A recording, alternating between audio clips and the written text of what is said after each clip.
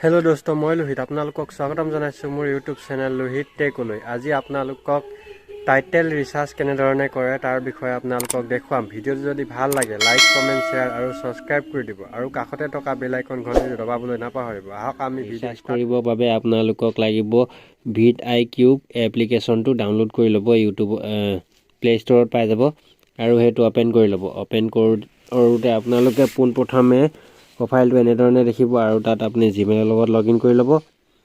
তাৰপিছত ওপৰত দেখিছে চাৰ্চ কিবৰ্ড, তাত আপুনি চাৰ্চ কৰি দিব। এতিয়া মই যেনেকৈ লিখিম তাৰপিছত এনেকৈ চাৰ্চ কৰি দিব। আপুনি চাৰ্চ কৰি দিওঁতে এনেকৈ চাব, তাত আপোনালোকে এতিয়া সেইটো টাইটেলটো চাৰ্চ কৰি দিলোঁ নহয়, এইটো দেখিছে 43% দেখাইছে। এইটো ভলিউমটো সদায় আপুনি যিমান পায় হাই ল'ব আৰু যিটো কম্পিটিশ্যনটো সদায় আপুনি লো ল'ব। এতিয়া এইটো দেখিছে বহুত মানে ভলিউমটো বহুত লো হৈ আছে আৰু কম্পিটিশ্যনটো হাই হৈ আছে।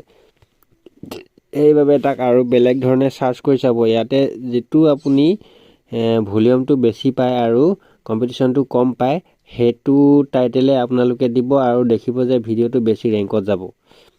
আৰু ভিডিঅ'টো ইমানেই আছিলে। আপোনালোকক কিবৰ্ড টাইটেল কেনেকৈ ৰিচাৰ্জ কৰে তাৰ বিষয়ে ভিডিঅ'টো বনালোঁ। যদি ভিডিঅ'টো চাই ভাল পালে লাইক, কমেণ্ট, শ্বেয়াৰ আৰু ছাবস্ক্ৰাইব কৰি দিব আৰু লগতে কাষত থকা বেল আইকন ঘণ্টিটো দবাবলৈ নাপাহৰিব।